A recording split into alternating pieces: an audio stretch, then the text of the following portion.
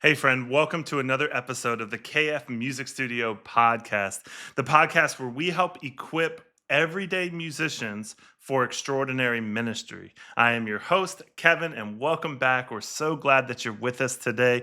Today, we are talking about the calling of the church musician. And the reality is, I believe that we need to define what it means to be called to serve as a musician in the local church, and how that calling is both sacred and practical. And so it's my hope that today you walk away feeling equipped, that you feel prepared, that you feel encouraged today serving in your local ministry. As always, if you haven't been following KF Music Studio on Instagram or on YouTube, please take a moment and do that. And if you would share this podcast with a friend or with another member of your worship team, man, I'd be so grateful so that we can all learn and be equipped together. And so I have a few talking points on this idea of the calling of the church musician, right? Um, I believe that when you serve on a church worship team, it's not just a role that you fill. It's not just maybe even a contract that you have. That I believe it's a calling that's placed on your life and on my life. And so we want to be sure that we are honoring that, and we want to be sure that we um, are stewarding that in a way that's really sacred, because it really is. And so I have a few talking points here. So if you're taking notes, make sure to write these down, reflect on them, and then leave me a comment below which one of these points really reflected with you. And so the first one is just that serving on a worship team, being in worship ministry, is not just a role that you fill, it's a calling. And I think that there's been a lot of people in my life that I've met over the years, in my 20 plus years of being a music educator and pastor, that, well, they're talented musicians and they want the platform, but they don't always want the calling that comes along with it. So I've said for years that I think that 90% of the most important work that a worship leader does, and by the way, if you're serving on a worship team, you are a worship leader, even if you're playing an instrument or singing background vocals or in production, we are all worship leaders. I think that 90% of what we do, that's the most important parts of being a worship leader, nobody will ever see. It's those late night encouragement texts that we send out to our different members of our community. It's the prayers that we pray that we don't tell anybody. The prayers in our secret closet, right? Like the the thinking through practically the musical transitions and the gear that we use. Is everything set up the way it needs to be? All of that preparation, nobody ever sees that. A lot of times we think, we look at these big churches and we look at these big worship leaders and we say, man, they are just anointed by God. And there's no way I could ever do that. And while I do think that certain situations, certain people have been given God given talent, as we're going to find out later, that's only part of the equation. That the reason that some of these people are so successful in their worship ministry, um, is because they're willing to do the things behind the scenes to be successful. You know, uh, uh, I'm reminded of the movie Titanic, where I think it's Rose's fiance. Can't remember his name right now, but he says, "A real man makes his own luck." And I've heard that over the years in different variations. That lucky is just preparation with timing. And so I think a lot of times when we look at successful worship leaders or worship teams, we don't see all the work that goes into that to be lucky. The phrase being, it took me 10 years to be an overnight success. Like all that work in the background, that's the most important part of being a worship leader, is that it's not about the service or the spotlight. It's about your calling and serving your community. And by community, I mean your local church, the community, the town that your church is in. All of those things are really important. And I argue the most important things. Because if we can get that right, then everything on Sunday morning seems to fall into place. And it doesn't necessarily like seem to, it's God blesses that, I believe. And so I want you to understand that if you want to jump in and be a part of worship ministry, or if you are a part of worship ministry now, this is just an encouragement for you that it's not just a role that you fill, that it's a calling. And I believe that God calls each of us to a specific role in the body of Christ. You know, First Corinthians 12, that each part has a part to play, right? And you know that the hand can't look at the foot and say, "I wish I was a foot." And and so if you feel like you've been called to worship ministry, that God has given you some talents to work on, you know, I want you to ask this really important question. If you're gifted musically, I want you to ask, how can I use this ability, this talent to build the church? And notice that I said build the church, not build my specific church. Like I'm talking about build the church. You know, in starting this podcast and kind of getting it up and going and working on creating materials for churches to use to serve their worship teams, I believe that God has put me in a position to be a great musician because I've worked at my craft, but also have an eye, a spiritual eye for development and for education. Because I've seen that in so many ways that we miss that in the church, and our development is not where it needs to be. And so, my question that I've been burdened with here in this year is, how can I use what God has placed in my hands to build the church, to help every church, not just my church that I go to, but every church. And that's our mindset we need to have when we serve on a worship team. We need to have that mentality. God, you've blessed me with this. How can I use this to build your church? And when you do that, then we understand that it's not just a calling. That's not just a role, it's a calling that we fill. Okay? The second thought I have, the calling of the church musician, is that you don't need to be a pro, you don't need to be a professional, but you do need to be faithful with your talent, with the gift that God has given you. You know, I believe that we are called to excellence on the worship platform. I think that God asks for our absolute best. I think He asks that in all of our lives, in every aspect, that He always asks us for our best. You know, with the concept of the tithe, the first 10%, the best, right? So I think that my best may be different than your best, and your best may be different than the best of somebody else on the team. Excellence is not the bar is here and we all need to get here. Excellence, I think, is what am I doing to be the absolute best version that I can be? And when we get that right, that's when God blesses our ministry. That's how we have a long career in church ministry or a long volunteer serving capacity. That's how we have it, is when we give our absolute best to God. And I think that's more than just playing our instrument or singing to the best of our ability. Like, that's important, of course, but I think it has more to do with some really basic practical things. You know, some spiritual disciplines, some physical disciplines to make sure that I have my best for Sunday. So, practically, what that means for me is when I get my set list, I'm going to run through it. I'm going to practice it. I'm going to listen to the recording. I'm going to pray over it. I'm going to think about the instrument that I'm playing this weekend and think about how I can practically be the best musician I can be. But it's more than just that. It's also saying we're doing this specific song. What's the verse that goes with it? What's the spiritual part of it? What's the verse that inspired this? Where is this? Where are these songs coming from? So that I can be spiritually prepared, so that I can allow God to speak to me through His Word during the week. Excellence also means that I'm not going to stay up till 2 in the morning on Saturday, knowing that I have a 6:30 call time on Sunday. that's not giving God my best, right? Like if I had a really important test in college that I had to study for, if I didn't pass it, I wasn't going to graduate.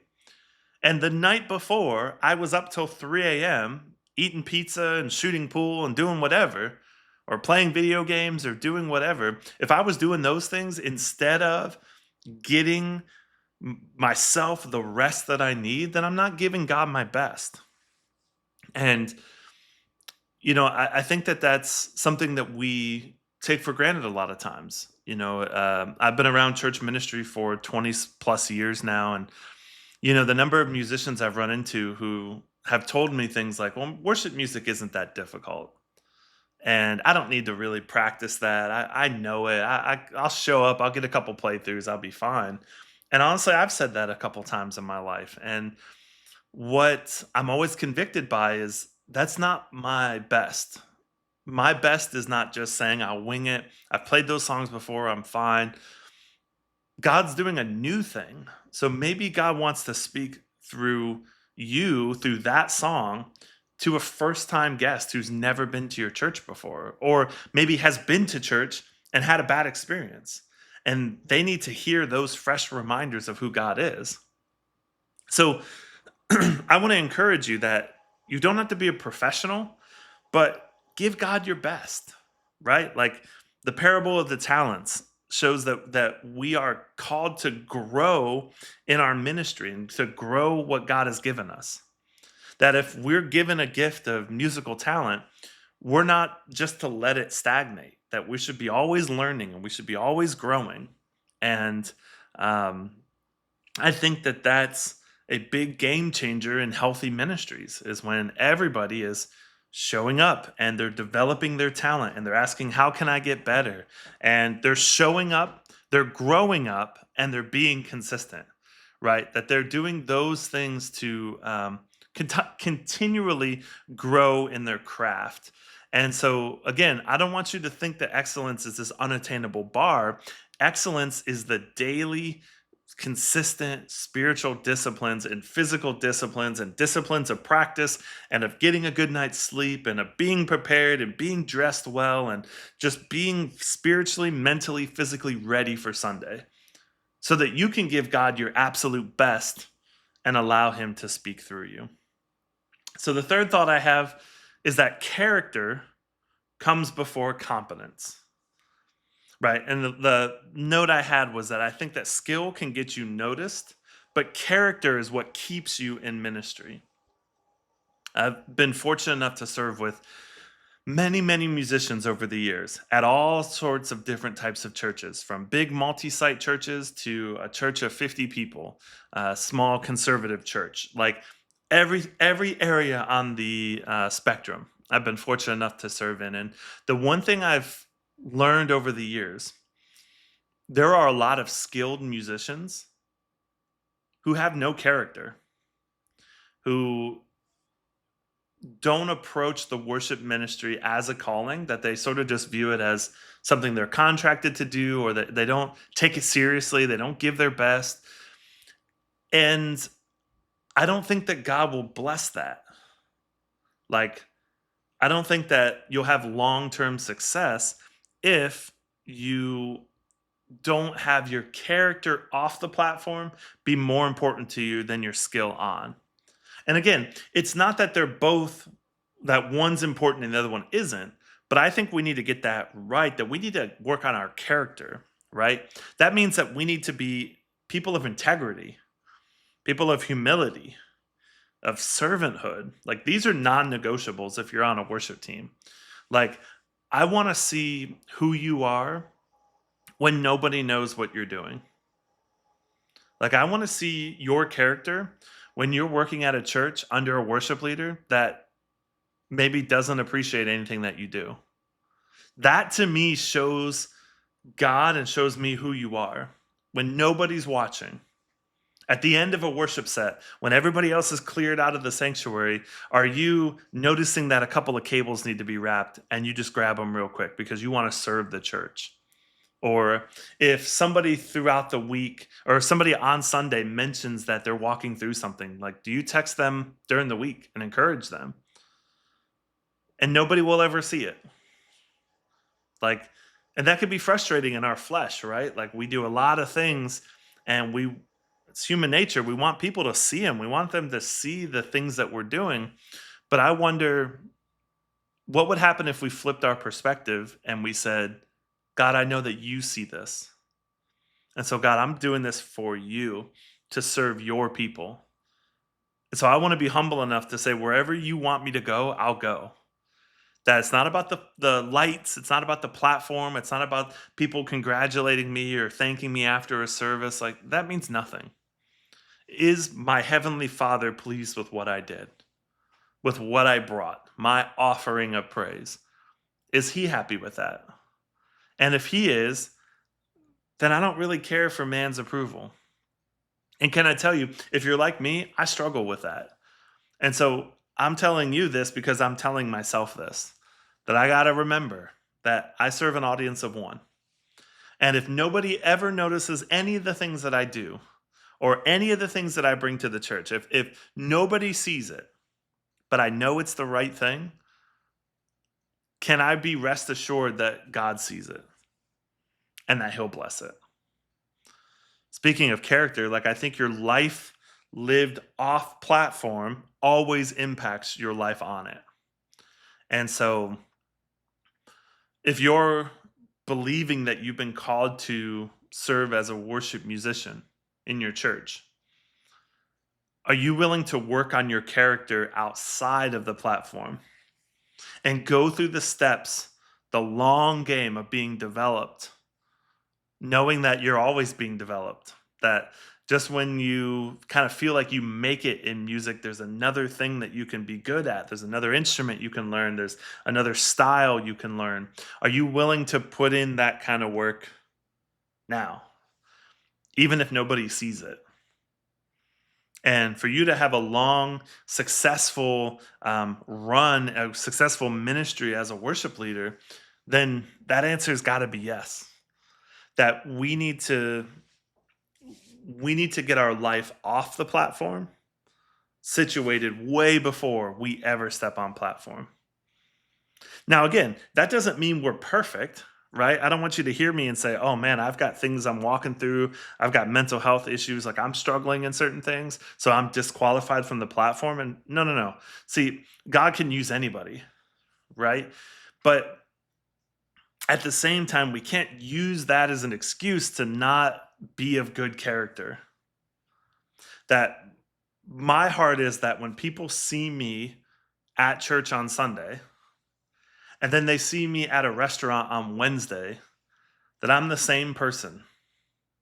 That it's not an act on Sunday and it's not an act on Wednesday, that I'm living one way and another. I just want to be who I am. And who I am is not perfect. Like there are times that I fall short. There are many times. In fact, if I started a podcast just on all of the times that I've messed up, oh man, I'd have so much content. It would be crazy. But at the same time, I also know that I want to be of such good character that I can be entrusted with a lot. That God will look at me and say, I know that I know that you are consistent, and I know that you have good character, and you're working to advance the kingdom, and that you have the big picture in mind. And so I want to bless that. And God has been so blessed, has blessed my ministry so much in every church I've served in, and my current church that I serve in and I'm contracted in. Like, um, man, God's been so faithful.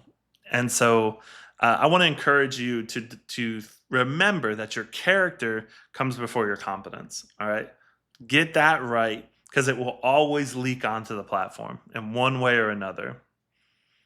And the fourth thought I have for you is I believe your worship calling is confirmed and developed in community, right? Like if you feel like you have some musical talent and maybe you're at a church where you haven't shown anything, you haven't said that to anybody. Can I encourage you? Can today be the day? Can this week be the week that you stop somebody at the church, a staff member, the worship leader, and tell them that, hey, I can sing, and I would love to be considered to jump in on a role and love to hear what you think, and that your calling can be confirmed in community. Now, anytime I say that, I'm also aware of the flip side of that. The flip side of trusting human feedback and human accountability, because sometimes that's not accurate. I don't know how else to say that. I've had people over the years, I've had supervisors, I've had church leaders tell me that I wasn't good enough, to tell me that I wasn't wasn't this, wasn't that. Like, try to tell me that I wasn't called to do this. And that can be really painful and that can be really hurtful. But true community doesn't do that. True community doesn't say, well, I'm just being honest. Like, no, no. True community says, hey, I think I think if you and I work together, I think we can get you here. We can develop your craft, we can develop your calling. And that's a quick PSA for my worship leaders who are staffing, who are searching for volunteers. If somebody comes to you and they feel like, and they tell you that they have some musical talent, don't turn them away without a plan for development. Even if it's working with you one on one, like, even if it's so much is caught as opposed to taught. So a lot of worship leaders I talk to will tell me, well, so and so wants to learn the guitar, but I don't know anything about that. Like, I know what I know how to play, but I don't know how to teach that. I've heard that over and over again over my life, and I'm reminded of, you don't have to know everything, but you know a couple things that they don't know. So teach them what you know. Maybe invest in some development together. Like, uh, I'm working on some resources. You can shoot me a DM. I'd love to work with you at reasonable prices to work with teams to help develop your musicianship.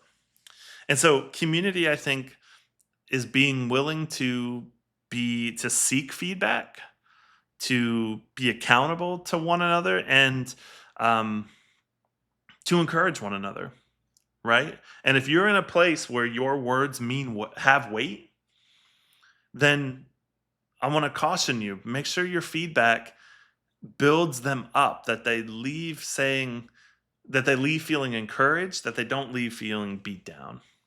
And, like, I believe that as worship leaders, we are called to people, not to a platform. So, using my local church as an example, so I serve on my church's worship team. I'm honored to do so. Been there for almost 3 years now, which is crazy.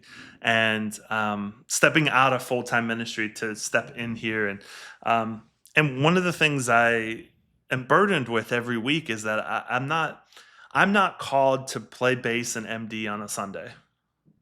Like, yeah, that's part of my calling, but ultimately, I believe God's called me to that church community so that I myself can find community, but that I can use the weight of people seeing me week after week to encourage one another and to help them find their gifts and to help them get plugged into the church.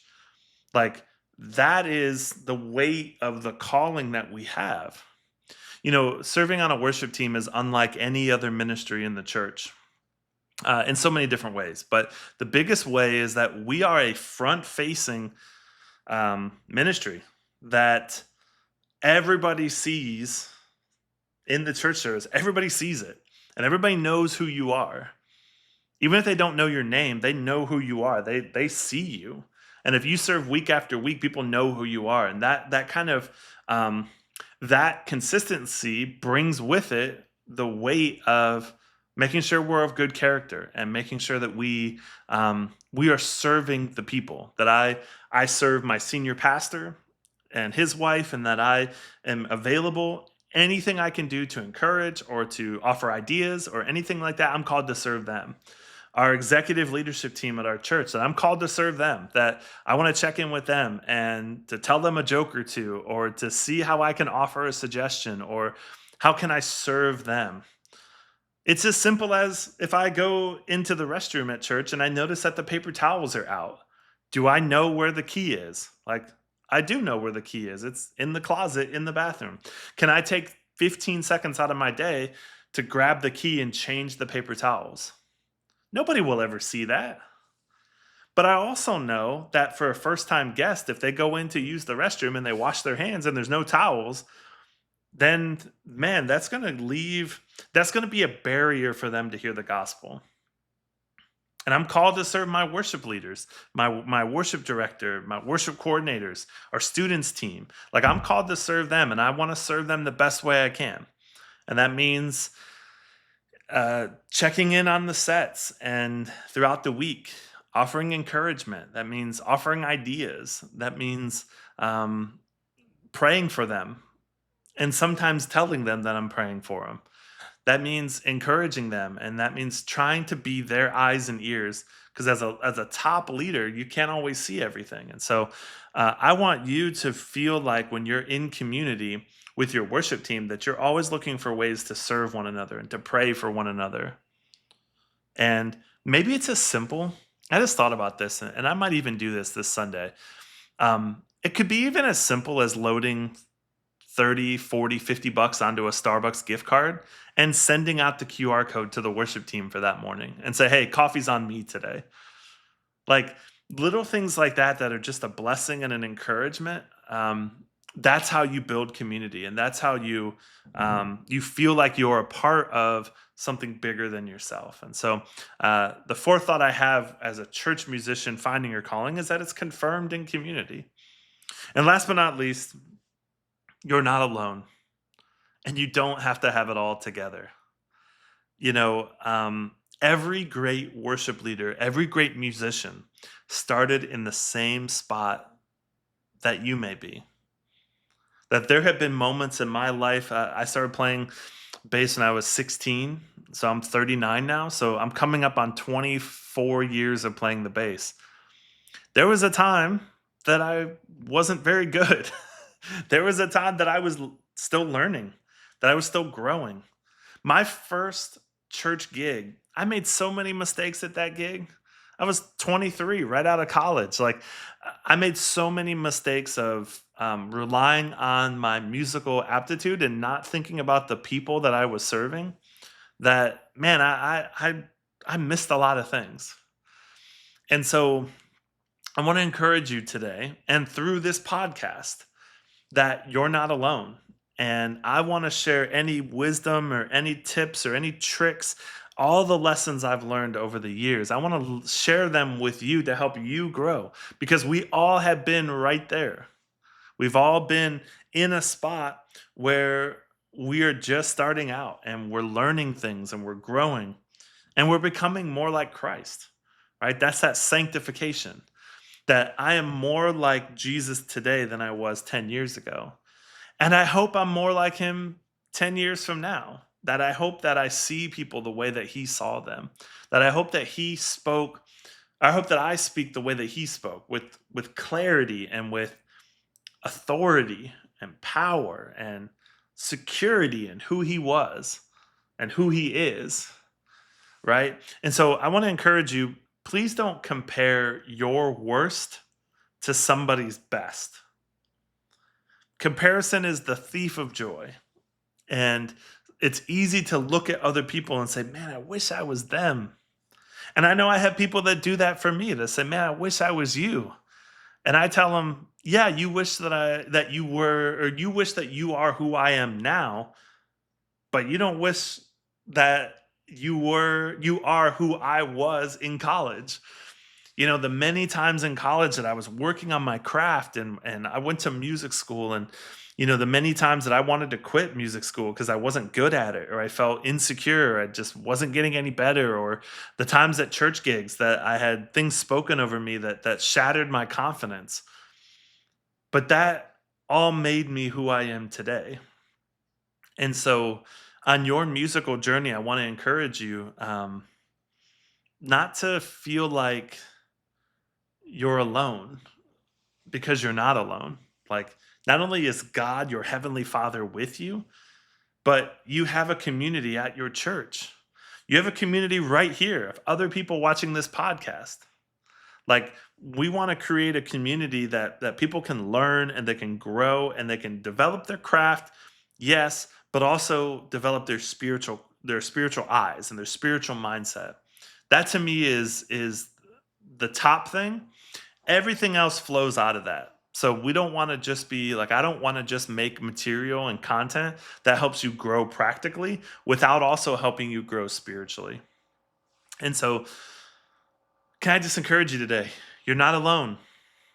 You're not alone. And it might feel like you're alone because one of the tactics of the enemy is to make us feel like we're the only one walking through what we're walking through, or we're the only one going through what I'm going through. And that is a lie from the enemy that we all are walking through that.